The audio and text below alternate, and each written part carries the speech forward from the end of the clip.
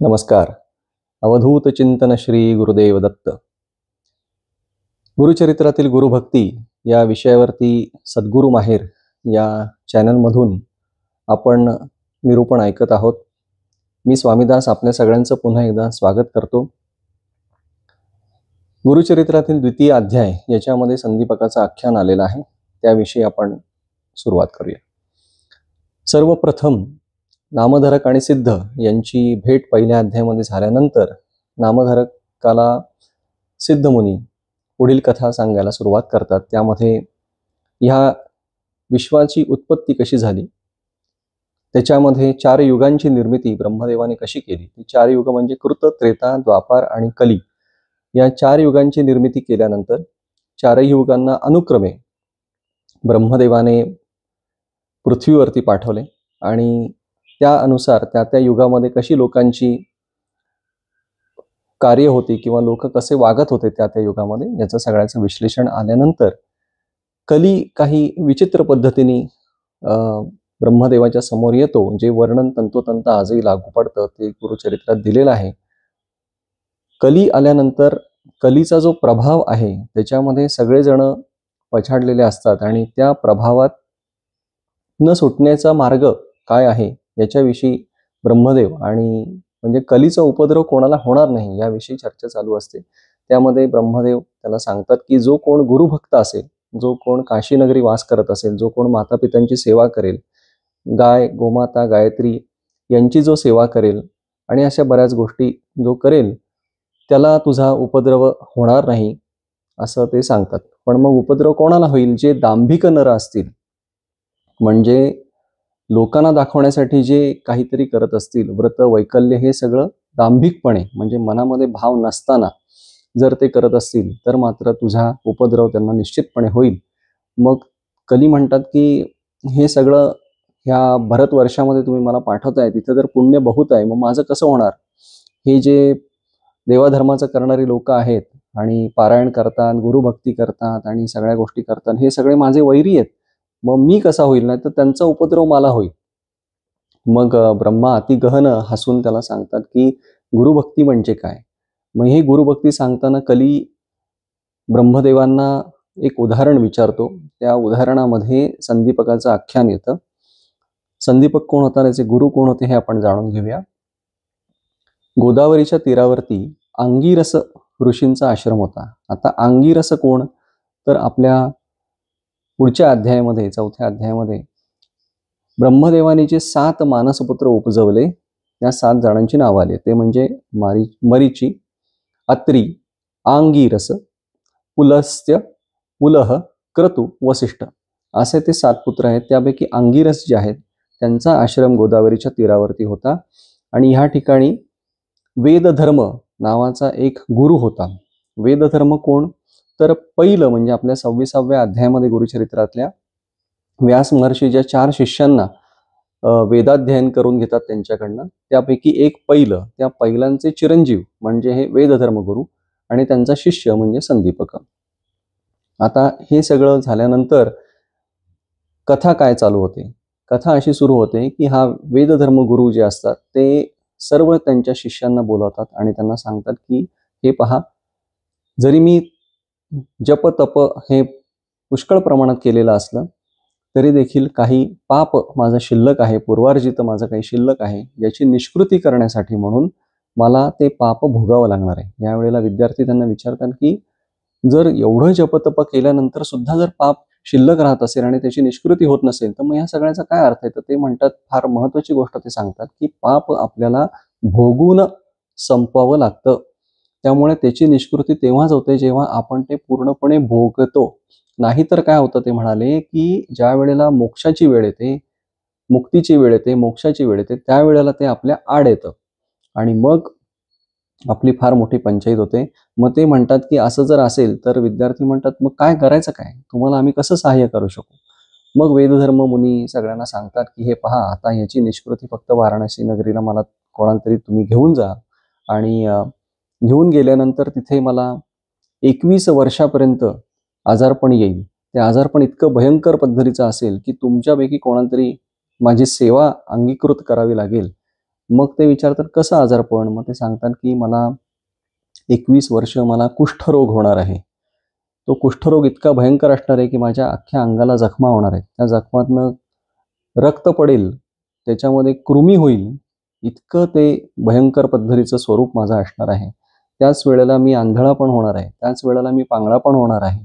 मी पूर्णपणे अंथरुणाला खिळून असणार आहे. त्यानंतर मला अपस्मारी रोग होणार आहे, म्हणजे मला फेफरं येणार आहे किंवा फिट येणे ज्याला म्हणतात, अशा पद्धतीचा रोग मला होणार आहे.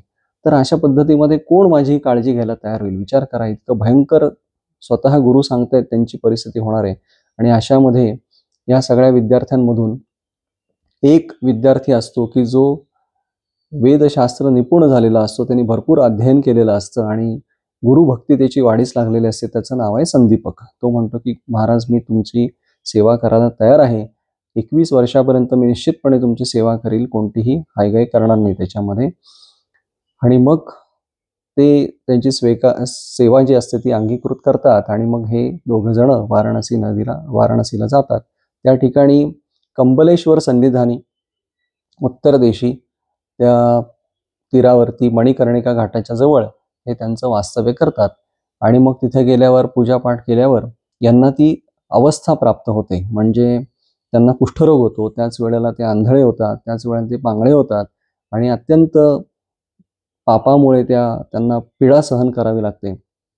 आणि मग तो संदीपक त्यांची सेवा करायला लागतो. मग सेवा इतकी भयंकर प्रकारची इथे दाखवलेली आहे की ते गुरु वारंवार त्याच्यावरती रागवत असतात, कोप करत असतात आणि तरी देखील तो कोणतंही मनामध्ये किंतु परंतु त्याच्या मनामध्ये येऊ देत नाही. म्हणजे त्यांनी एक उदाहरण दिलंय की गुरु सांगतात की तू माझ्यासाठी अन्न घेऊन ये. तर हा माधुकरी मागून, म्हणजे शिधा मागून आणतो किंवा अन्न मागून आणतो. तर तू अमुकच अन्न का आणलंस? म्हणून ते सगळं अन्न वाया घालवतात.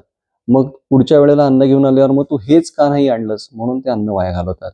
नंतर पुढच्या वेळेला परत त्यांनी अन्न आणल्यावर तुला उशीरच लागला, वेळच लागला, मी इथे भुकेनी तहानेनी व्याकुळ झालेलो असताना सुद्धा तू माझ्याकडे लक्ष देत नाहीस, माझं मलमूत्र तू वेळच्या वेळी साफ करत नाहीस, म्हणून ते अन्न सगळं ते वाया घालवतात. आता इथे एक लक्षात घेण्यासारखी गोष्ट आहे की गुरुनी अन्नप्राशन केल्याशिवाय शिष्य अन्नप्राशन करू शकत नाही. त्यामुळे गुरुनी जर अन्न सांडवलं तर अशा परिस्थितीमध्ये त्या शिष्याला सुद्धा उपाशी राहावं लागतं. अशा परिस्थितीमध्ये त्याचं मनोधैर्य जरा देखील ढळत नाही. तो गुरुची भक्ती त्याची कुठेही कमी पडू देत नाही आणि गुरुची सेवा सातत्याने तो करत असतो. जे जे गुरु सांगेल त्या त्या पद्धतीने तो करत असतो. आणि मग ह्याचं फलस्वरूप काय प्राप्त होतं? तर ही सगळी सेवा शंकर महादेव पाहत असतात आणि शंकर महादेव तिथे प्रकट होतात त्याच्यासमोर आणि ते म्हणतात की बाळा, तुझ्या ह्या सगळ्या गुरुभक्ती मी पाहिली आणि मी अतिशय प्रसन्न झालेलो आहे तुझ्यावरती, तर तू माझ्याकडे वर माग. असं म्हणल्यानंतर संदीपकाला फार मोठं आश्चर्य वाटतं. तो म्हणतो की काशीपुरी असून सुद्धा मी कधीही काशी विश्वेश्वराचं दर्शन घेतलं नाही, कधी स्मरण केलं नाही, कधी चिंतन केलं नाही, तुमचं कधी नामस्मरण केलं नाही, तुमची भक्ती मी करत नाही, तरी देखील तुम्ही कसे बुवा मला प्रसन्न झालात? तर शंकर त्यांना सांगतात की तू जी गुरुभक्ती करतोस तीच मला प्राप्त होते. तू गुरुचं जे नामस्मरण करतोस ते मला प्राप्त होतं. जे जे म्हणून तू गुरुसाठी करतोस ते सर्व मला प्राप्त होतं अंतिमतः. म्हणून मी तुझ्यावरती प्रसन्न झालेलो आहे. मग तू आता माझ्याकडे वर माग. असं म्हणल्यानंतर आपण जर असतो तर आपण म्हणलं असतं की फारच सुंदर योग आला आयुष्यामध्ये. ही घे बाबा यादी, या यादीप्रमाणे तू माझ्या सगळ्या इच्छा पूर्ण कर. पण तो संदीपक असल्यामुळे तो गुरूंकडे जातो आणि गुरूंकडे गेल्यानंतर गुरूंना म्हणतो की असं असं झालेलं आहे, साक्षात ईश्वर मला प्रसन्न होऊन आलेले आहेत, तर मी तुमच्यासाठी काही मागू का? गुरु त्याच्यावरती कोप करतात, अतिशय रागवतात. ते म्हणतात की माझ्या व्याधींचा उपशम तू ईश्वराकडे मागू नकोस. तसं जर तू केलंस तर त्याचा मला काही उपयोग होणार नाही, कारण माझं पाप तसंच राहील. मला माझं पाप हे भोगूनच संपवावं लागेल. त्यामुळे तू असं काही करू नकोस, कोणताही वर तू घेऊ नकोस. बघा, म्हणजे तो वर कोणता घेऊ म्हणून गुरुकडे मागायला, तर गुरुने त्याला निष्ठेने सांगितलं की अजिबात तू कोणताही वर मागू नकोस. ईश्वर साक्षात प्रसन्न झालेला असताना असं करणं म्हणजे किती अद्भुत प्रकारची गुरु शिष्य परंपरा आपल्या भारतवर्षामध्ये आहे हे आपल्याला लक्षात येईल. आणि मग तो परत जातो, ईश्वराला सांगतो की मला कोणताही वर घेऊ नये असं गुरुंनी सांगितलेलं आहे. गुरु आज्ञाप्रमाण जो न करी गुरुवाक्य जो न करी तोच पडे रौरव घोरी असं ते सांगतात. म्हणजे गुरुवाक्य हे शिरोधारी आहे मला, त्याच्या व्यतिरिक्त मी इतर काही करणार नाही. आणि मग निर्वाण मंडपाला ईश्वर निघून जातात. तिथं गेल्यानंतर समस्त देवांना बोलावून विष्णू समोर ते सांगतात की असा एक भक्त आहे आणि तो संदीपक त्याचं नाव आहे, वाराणसीला त्यांचं निवास आहे आणि ते अशा पद्धतीची तो गुरुभक्ती करतोय. मी अति प्रसन्न झालोय. मी वर द्यायला गेलो होतो, त्याला बलात्कारे वर देत होतो, म्हणजे बळजुबरीने त्याला वर देत होतो तरी त्यांनी घेतला नाही. मग विष्णूला फार आश्चर्य वाटतं आणि भगवान विष्णू म्हणतात की मी जाऊन पाहतो. म्हणून ते येतात आणि अशी वाक्य लिहिलेली आहेत की भगवान विष्णूंना याहीपेक्षा अधिक गुरुभक्ती तिथे दिसते. मग ते अति प्रसन्न होतात आणि ते म्हणतात की बाळा संदीपका, तू माझ्याकडे वर मागून घे, मी तुझ्यावरती प्रसन्न झालेलो आहे. संदीपकाला फार आश्चर्य वाटतं. पहिल्यांदा ईश्वर आले होते, आता भगवान विष्णू आलेले आहे, की काय भानगड चालू आहे. ते म्हणतात की मी तुमचं नामस्मरण करत नाही, तुम्हाला भजत नाही, मी कधी तुमच्या दर्शनाची इच्छा बाळगली नाही. इथे हजारो वर्ष तपश्चर्या करणारे, तुमच्या दर्शनाची इच्छा बाळगणारे, वर मागणारे लोक अरण्यामध्ये बसलेले आहेत. तुमची तपश्चर्या करतात तुमच्यासाठी आणि तुम्ही त्यांना उदास करता आणि तुम्ही का बरं माझ्यावरती प्रसन्न झालात. मग विष्णू भगवान सुद्धा संदीपकाला सांगतात की तू जी जी गुरुभक्ती करतोस, जे जे कोणी माता पित्यांची सेवा करतात, जे जे कोणी उत्तम कार्य करतात, नामस्मरण करतात, चांगल्या लोकांना जीव खाऊ घालतात, हे सर्व मलाच प्राप्त होतं. त्यामुळे तू जी गुरुभक्ती करतोयस त्यामुळे मी अति प्रसन्न झाले. तू तू बाळा आता माझ्याकडे वर माग.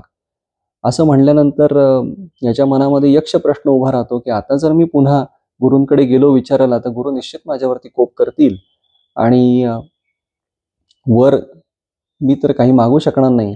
मग तो त्याच्या अत्यंत भाबड्या मनस्थितीमध्ये परमेश्वराला म्हणतो की देवा, तुम्हाला जर द्यायचंच असेल तर माझी गुरुभक्ती दृढ व्हावी, एवढा मला तुम्ही वर द्या आणि मला गुरुचं खरं स्वरूप मला कळावं असं तुम्ही करा. कारण ह्याच्यामध्ये एक महत्वाची गोष्ट आपण लक्षात घेतली पाहिजे की जरी वाराणसीपुरीला तो होता तरी देखील तो कुठल्याही देवी देवतांचं आराधन करत नव्हता. तो केवळ एक निश्चयाने गुरुभक्ती करत होता. कारण इथे एक श्लोक आलेला आहे याच्यामध्ये आणि त्याच्यामध्ये ते असं म्हणतात की न तीर्थयात्रा न च देवयात्रा न देहयात्रा न च गेहयात्रा अहर्निशम ब्रह्म हरी सुबुद्धो गुरु प्रसेव्यो नाही सेव्य मन्नत. म्हणजे त्यांनी असं सांगितलंय की अहोरात्र येणे परी ब्रह्मा शिव म्हणे हरी गुरुची होय निर्धारी म्हणून सेवा करत असे. म्हणजे ब्रह्मा विष्णू महेश हे साक्षात माझ्यासाठी गुरु स्वरूप असल्यामुळे गुरु आणि ह्याच्यामध्ये तो भेदच करत नाही. तो म्हणतो की गुरु हेच सर्वस्व माझं, त्यामुळे गुरुची सेवा करणं ह्यातच सर्व त्याचं आयुष्य तो पणाला लावतो. आणि मग असं म्हणल्यानंतर देव त्याला प्रसन्न झालेलेच असतात आणि विष्णू भगवान त्याला आशीर्वाद देतात, वर प्रदान करतात की तुझी गुरुभक्ती वाढीस लागेल आणि तुला गुरुचं स्वरूपाचं ज्ञान होईल. असं म्हणल्यानंतर मग ते अंतर्धान पावतात आणि गुरुंना हे सगळं निश्चितच समजत असतं. त्यामुळे गुरु त्याला बोलावून विचारतात की काय घडलं बाबा, आता काय झालं. त्यावेळेला तो सांगतो की साक्षात भगवान विष्णू आलेले होते. मग तू त्यांना काय सांगितलंस. मग मी त्यांना सांगितलं की जे काय तुम्ही मला देऊ शकता, तुम्ही मला ज्ञान द्याल, भक्ती द्याल, तुम्ही मला ऐश्वर्य द्याल, नवनिधी द्याल, हे सर्व काही माझे गुरु मला देतात. मग मी तुमच्याकडे काय मागणार आहे. असं म्हणल्यानंतर गुरु अतिशय प्रसन्न होतात. मग म्हणतात पुढे काय झालं. मग म्हणे मी त्यांच्याकडनं गुरुभक्ती मागून घेतली आणि गुरुचं खरं स्वरूपाचं ज्ञान मला व्हावं अशी मी प्रार्थना त्यांना केली. त्याबरोबर गुरूंना इतका संतोष होतो, अतीव संतोष होतो. ते मुळातच तापसी असतात, ऋषी असतात. त्यामुळे खरं बघायला गेलं तर कोणत्याही प्रकारचं पाप त्यांचं शिल्लक नसतं. परंतु केवळ शिष्याची परीक्षा पाहायची. म्हणजे इतक्या शिष्यांमध्ये असा कोण बरं दृढनिश्चयी शिष्य आहे आपला, याची परीक्षा पाहायची. त्यानंतर ह्या दृढनिश्चयी शिष्य जो आपल्याबरोबर आलाय, जो आपली सेवा करतोय, त्याची पुन्हा परीक्षा पाहायची आणि त्यात कोण उत्तीर्ण होईल अशा पद्धतीने पाहायचं. हे सगळं ते गुरु करत असतात. त्यामुळे त्यांनी असं हे स्वतःच्या शरीराचं रूप धारण केलेलं असतं. ते त्यांच्या निज स्वरूपामध्ये म्हणजे मूळ रूपामध्ये येतात आणि त्या संदीपकाला अखिल ऐश्वर्य, संपूर्ण ज्ञान, नवनिधी हे सर्व प्रदान करतातच. पण हेही सांगतात की जो जो कोणी संदीपका तुझं स्मरण करेल त्याला त्याच्या आयुष्यामध्ये काहीही कमी पडणार नाही, त्याला सर्व प्रकारची सुख प्राप्त होतील, असा वर गुरूंनी त्यांना प्रदान केला. आता इथे कथा आपली संपते, पण फार महत्त्वाची गोष्ट आपल्याला यातनं शिकण्यासारखी आहे, ती म्हणजे गुरुचरणी असलेला दृढभाव. गुरु आपल्यावरती कोप करतोय म्हणल्यानंतर लोक दुसरा गुरु शोधायला बाहेर पडतात, की हा नाही दुसरा, तो नाही तिसरा. गुरु प्रसंगी त्याच्या वरती हात उगारत होते, कोप करून त्याला मारत होते असं लिहिलेलं आहे, पण तरी देखील त्या संदीपकाने त्याच्या गुरुभक्तीमध्ये कधीही अंतर पडू दिलं नाही. एकदा ज्यांना गुरु मानले, ज्यांच्या समोर आपण शरणागती पत्करलेली आहे, ते कुठल्या स्वरूपात आपली परीक्षा घेतील हे काही माणसाला सांगता येत नाही. तेवढी आपली बुद्धी कुवत आणि ज्ञान आपल्याला नाही. त्यामुळे गुरुचे मार्ग हे गुरुलाच माहीत असतात. कशा पद्धतीने ते आपल्यावरती गुरुकृपा करतात हे त्यांनाच माहीत असतं. ते कधी आपण ओळखायला जाऊ नये. पण ह्या ठिकाणी हे लक्षात घेणं आवश्यक आहे की गुरुभक्तीचं स्वरूप काय आहे, परमेश्वरापेक्षा सुद्धा गुरुश्रेष्ठ हे या कथेमधून आपल्याला समजून घ्यायचं आहे. परमेश्वर जे जे काय देऊ शकतो म्हणून लोक जी त्याची आराधना करतात, ते सर्व काही आपल्याला सद्गुरू देऊ शकतात. हे या कथेमधनं आपल्याला शिकण्यासारखं आहे. अशा पद्धतीने गुरुचरित्रातील गुरुभक्ती याच्यामध्ये आज आपण संदीपकाचं आख्यान हे थोडक्यामध्ये पाहिलं. मला अशी पूर्ण खात्री आहे की हे ऐकल्यानंतर ऐकणाऱ्या खूप लोकांना हे संदीपक आख्यान सविस्तर वाचायला आवडेल. म्हणून माझी विनंती आपल्या सगळ्यांना की जास्तीत जास्त लोकांनी गुरुचरित्राकडे वळावं, गुरुचरित्राचं पारायण करावं. यथाशक्ती यथा ज्ञान त्यांना जसं जमेल त्या पद्धतीने, जशी प्रेरणा होईल त्या पद्धतीने त्यांनी गुरुचरित्र वाचावं, गुरुचरित्राचा प्रचार प्रसार करावा आणि गुरुभक्तीमध्ये लीन व्हावं अशी प्रार्थना करून आजचा भाग येथे संपवतो. जास्तीत जास्त लोकांपर्यंत हा व्हिडिओ पोचवा.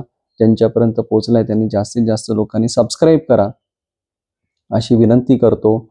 खूप खूप धन्यवाद. अवधूत चिंतन श्री गुरुदेव दत्त.